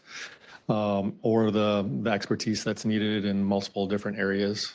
So it's really an opportunity to bring in expertise that we don't have in-house to help us chart the next 20 years. Again, this is a 20-year horizon, so we would be reviewing in 10 years, but I would assume in 10 years, if we were able to go through this more robust planning process now, in 10 years, there would be, a smaller review that we could do internally, hopefully similar to 2014.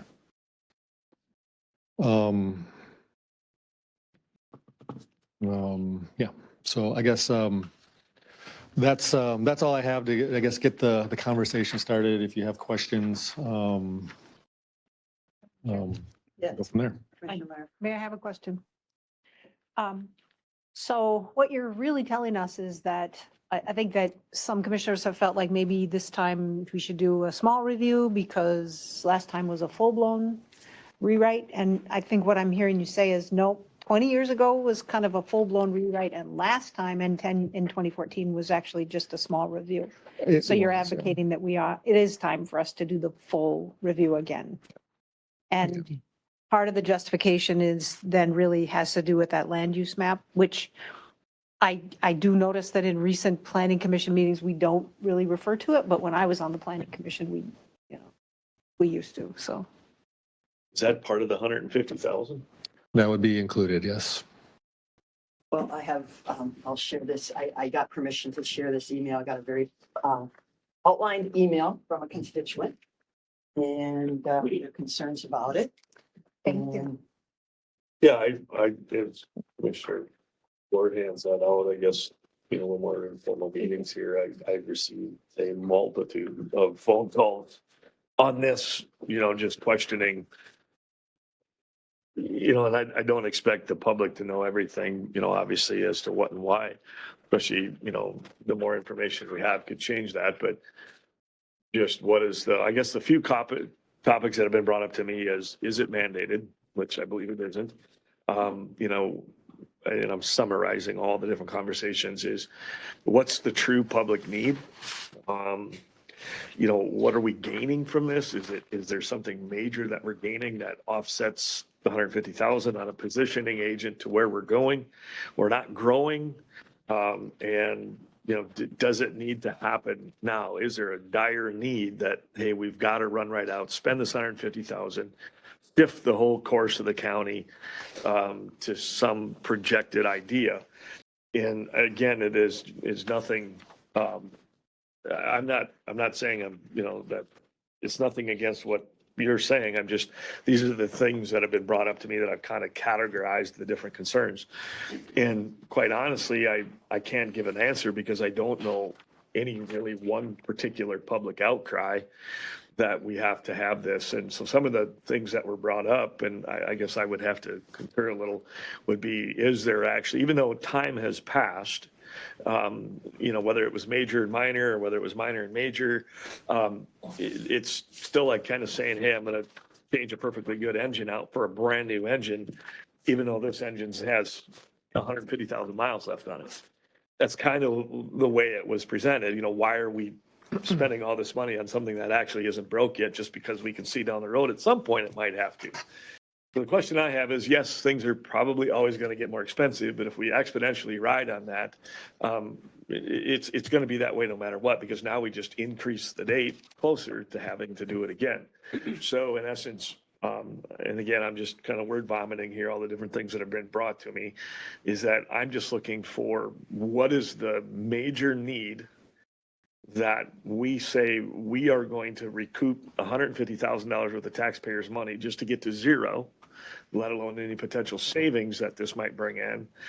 And is it justifiably done, or is it something how we've done similar in the past with a little bit of public input, a little bit of public committee type scenarios? I would have to firmly agree that the staff, if we're going to rewrite a whole comp plan, I don't think we could necessarily have the staff take that under, but I think we could do little segments and pick away at it a little bit if there's something major or something that maybe stands out a little bit that we could do, rather than just saying, hey, here's 150,000, let's reset the clock, because in 10 years, if we're going to keep it on a 10-year cycle, is that it just moves the clock forward again. So just thoughts. And, and I realize I just got this yesterday and made copies this morning, so everybody, and we don't make any decisions or anything here, but I think there's some very valid points in here. And I've raised some of the same questions at our subcommittee meetings. And we're not saying it's anybody's fault. It's one of these projects that always goes on the list of things to do, but you never get to that down on the stack of things to do. Right. And I think Ms. Hoffman here does point out some things that we didn't follow in our existing comp plan. And so why are we trying to write a new one when we really didn't follow what we had on the one that was sitting on the shelf?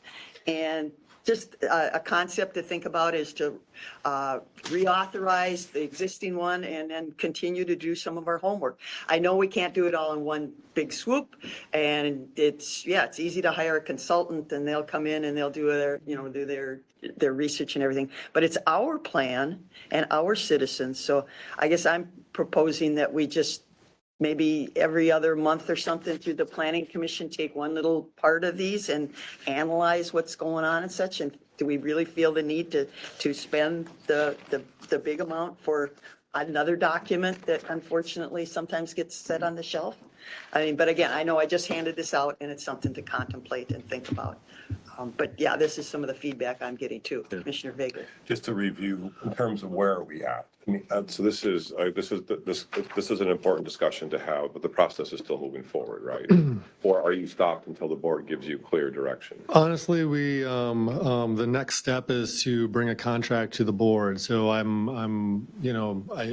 there's enough uncertainty at this point that, I don't feel comfortable offering it and moving forward until we have consensus from the board. And this isn't $150,000 new dollars. This was something that was allocated in the past budget. Of course, we don't need to spend the things that are allocated in the past, but this isn't new dollars. As the board chair before, I didn't comment on this very much. I want to offer a clear statement that it is a lot of money, and all this stuff, I'm still in sticker shock in terms of what everything costs now, in terms of government functions and consultants. But I think that since this has come from the staff and through the staff, and just the little bits and pieces I see from the Economic Development Authority and from the Parks and Environment Committee, this is needed. So I think that we should, I support the spending of these funds for this service, and I hope we can get started sooner. Because like you said, there are only so many consultants out there, and we need to move sooner rather than later. So that's speaking for myself only, and this is a committee of the board, non-binding, but I hope we can encourage the staff to move forward. Yeah, and I guess when you asked if where we're at in the process, I mean, we don't need we won't be bringing it forward for like a decision, but we would like consensus and support to continue to move along. So What, 7 proposals? 7 proposals. Yep. And the subcommittee kind of narrowed it down to 3. It's a 3, yep. And I'm not sure if you're doing a comparison of those, because there was some unknowns what actually the contract included. I think one of the things that you mentioned was Farmers Park. Was that included or wasn't it included? Or was it a Right. high 35,000 or was it 6,000? Yeah, and it was different depending on the consultants, but yeah, we did follow up with a couple questions and requested some information. Yeah. So alluding to Commissioner Ward's topic, I mean, what would be the major, because this is the question I'm getting asked. What's the major public outcry? What's the major thing happening here that we are, what's the thing that we're really trying to accomplish to do that? I know it's hard to describe to constituents because there's not, it's a planning process, you know. You mentioned before, like, you know, cost benefits. I mean, I'm sure we could run a cost benefit analysis, but there's not like a revenue stream that we're watching come in because of this and that we're hoping that it's going to pay off in a number of years. It's more obscure benefits over time based on land uses and efficiency of government and these types of things. We don't have those numbers in-house. I'm not really looking for a number. You know. What I'm saying is, what's the major topic? What's driving? You know, Yeah. we can exponentially just set it here. Let's just say we couldn't tell time, No.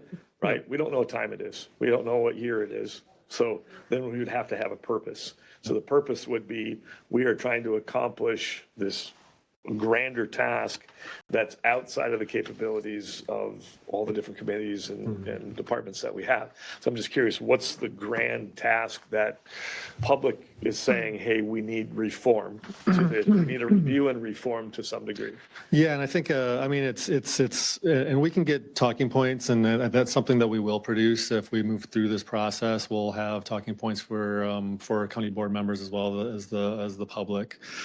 And a robust, it's part of the cost is, you know, getting out the word, getting information out so people can understand the purpose of the process. But in general, you know, comprehensive planning is to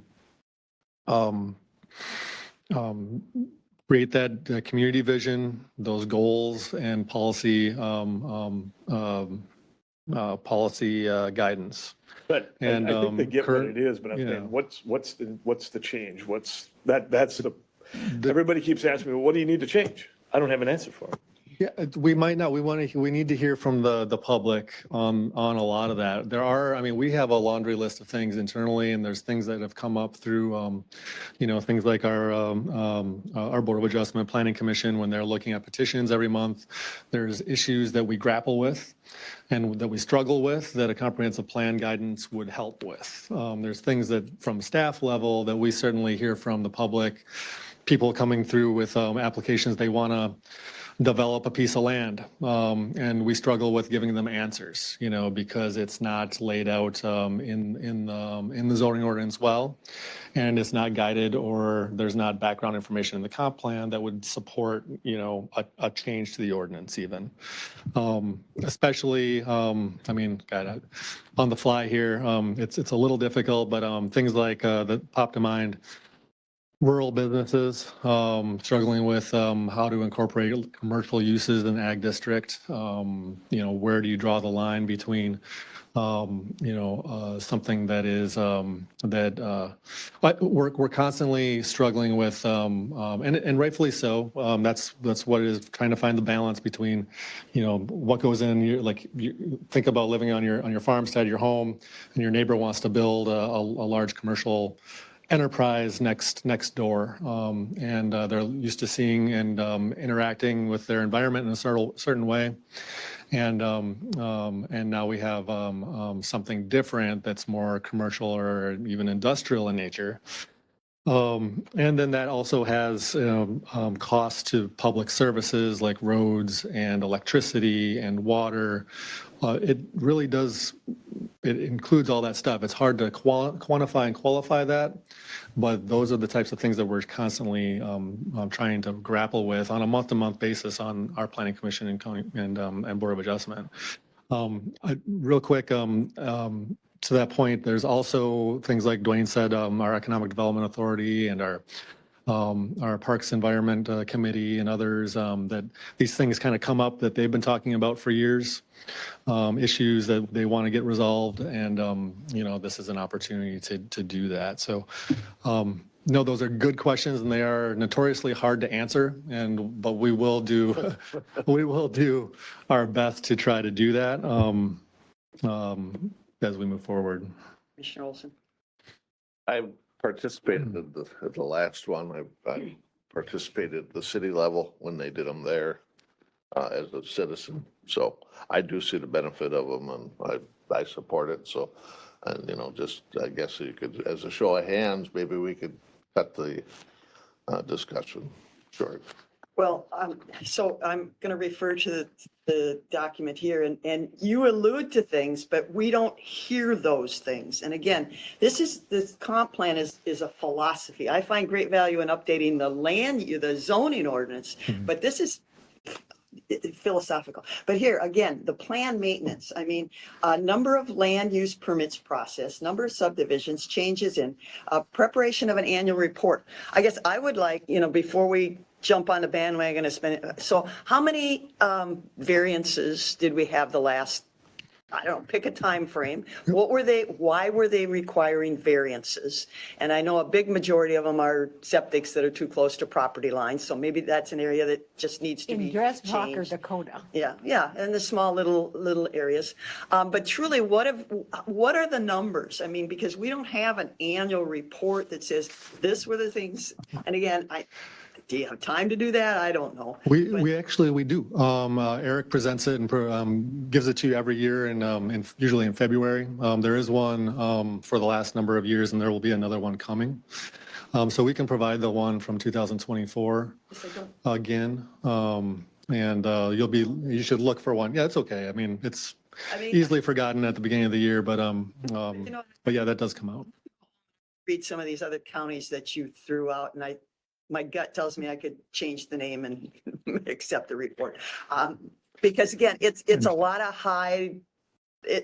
like Commissioner Elling's asking for, what are the specifics that drive this? And again, to me, the specifics are the zoning ordinance, not the comp. I just think it's a disconnect that we do this, we spend the money, we go through the effort, but public just looks at it and says, well, what changed? Yeah. That's my life. And I do take that to heart. We get paid by I totally understand. Yeah, we get paid by them. And so the common consensus from what I'm going to say are some pretty reputable people in the county that, they're business owners, they're W-2 employees, they're farmers, whatever they might be. I've had multiple people reach out to me on this, probably the most I think I've had since I've become a commissioner. And part of it was, I think, the article in the Post, I think, stirred the pot here a little bit. Very potentially, but this has more eyes on it than what we realize right now. And there's a lot of people going, what's the need? What's going to change? And so I think we really this is just my opinion.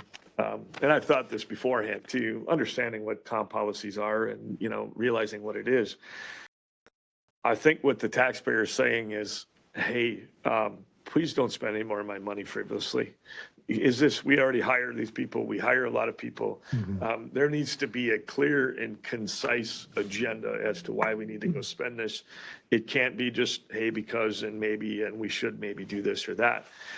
I would heavily suggest that for public perception, for transparency, but probably more so accountability, that we take a look and come up with a few bullet points that are heavily weighted, if necessary, towards spending this kind of money?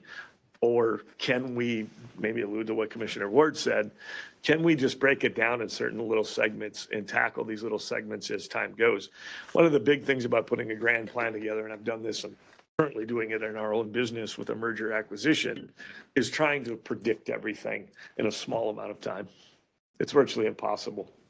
And so I don't care how good you are, how good of a business person, how good of a consultant you are, things will come up and require those changes anyway. So sometimes it's easier to piecemeal little things together, because then you get the aha moment in the carry out of that says, oops, we should have went back and done this.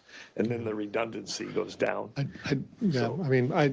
totally hear you. And just quick response to people. I mean, an easy response to give to people when they're asking. And we'll get better responses as we go along. But it is, you know, the process is created by states through state statute. And the reason that the connection is between the comprehensive plan and the zoning ordinance is that the comprehensive plan really needs to support your zoning ordinance and your standards. So if you're making a lot of changes to your zoning ordinance and you're not looking at the comprehensive plan, there is a legal argument to be made and your decisions can be challenged. So, you know, that's the easiest, I think, response to people is that, you know, we're looking at this because it's legally required to. We need to make sure that we're in alignment, and we need to make sure that our decision-making at the Board of Adjustment and Planning Commission is supported and we can defend those decisions. You know, I think that's the easiest, you know, way to explain it to people. And it really, it puts it on, you know, state statute and the legal system as to the reason why we're doing this. It's because we need to be making decisions that are legally defendable. And I'm not picking on you. This isn't a pick on the department. No, That's not at no, all. I'm trying to justify it for the people that are calling me saying, hey, this is necessary. Yes, we have to, or we don't need to. And the common consensus, I'm just letting you know, is that, I'm not going to say this in a loose, I won't say it the way it's been presented, but I'll paraphrase it, is that they feel as though our government locally is just pawning off to somebody else again, something that may or may not necessarily need as much work done as what they say, because it's the easy thing to do, rather than us internally segmenting it out and saying, hey, there's really not a whole lot. There's no public outcry. Nobody here is worried. I realize there's some legality to this. So I just think for us to just disregard that, go throw 150,000 at it, you know, the accountability behind that. I think the public is asking for more. And yeah, and I mean, I take, all these comments are great because I mean, we will hear it as we go through the process and so that feedback is really important. That's also why comprehensive plans incorporate lots of public engagement because it really does need to be, you know, as much as possible, citizen driven. You know, so we need to hear from citizens and, you know, what their vision for the community is and how these issues impact them personally so that we can incorporate that and then have, you know, ordinances that also reflect the will of the people. Looks like Mr. Krantz has some words of wisdom he wants to share. Absolutely. Yeah, I just wanted to reinforce that it is important, aside from how much money to spend on it, it is important that the comprehensive plan reflects what the community wants and what's happening in the Planning Commission and the Board of Adjustment, because a lot of the findings of fact or some of the findings of fact that are used to make decisions have to be consistent with the comprehensive plan. So if there's an old vision in the comprehensive plan that doesn't reflect current thinking, you could end up having to, you know, grant something that is not wanted.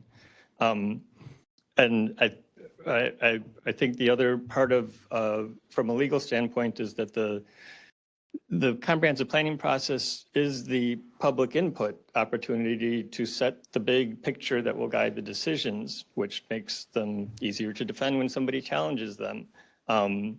You know, a little bit like a constitution, and then you implement the laws. You know, the constitution would be the comprehensive plan and the zoning ordinance would be the laws. And, you know, constitution has been amended 27 times. That's ironically about once every 10 years.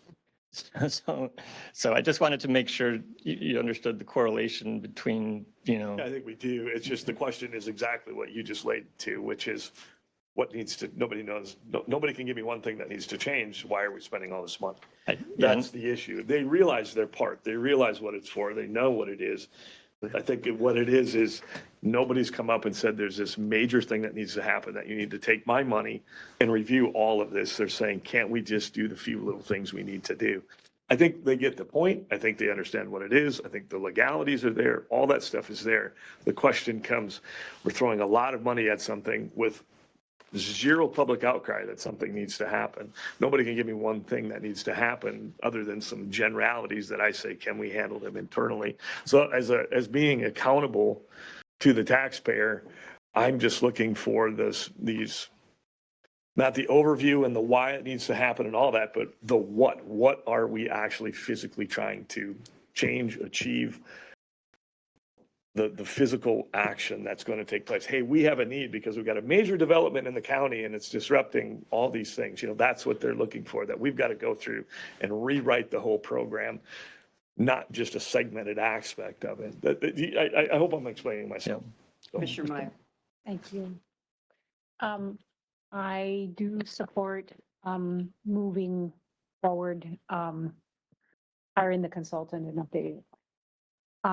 I think for me, the one issue that I keep hearing about is housing. And I heard Mr. Overhog talk about how one of the issues that we really need is places where it would be appropriate to do subdivisions to expand housing. And for sure, at the Planning Commission, almost every month, we get one, sometimes two requests, people asking for conditional use permits because they want to build rurally. They don't have 40 acres. And then there's the whole issue that has to do with prime soils. And it's always this tension between housing and farmland and guidance in terms of where to put subdivisions and the ability to sort of encourage that, which is one of the outcomes I think would be important for us in terms of also meeting this goal of not taking away prime soils or prime farmland. I noticed that in her application for reappointment on the Board of Adjustment, Ms. Fitzgerald said, we have so many variance requests, and they really are for Dresbach and Dakota. And those lots are like city lots. They're not big enough for septic, but they don't have community septic. And so she was saying in there, is there a way for staff to just have more ability to make those decisions on their own, because they're almost always better for the planet, just in terms of they're less likely to cause pollution than the existing systems, and yet they're not in compliance with the ordinance. So I do see some issues that we've been grappling with for the 6 years that I've been a county commissioner and the 3 years prior to that when I was on the planning commission. So if we can address some of those things, then I think especially that is a big need. So I do support moving forward. Well, we'll leave you with this thought. There's a line, and I forgot, I don't have all my notes. There's a line in our comp plan that says, and I think it's a separate paragraph, economic opportunities for all and everyone. So in the next phrase, why are we trying to ban an operation through our zoning or conditional use permits? There, I guess that's a conflict we need to resolve.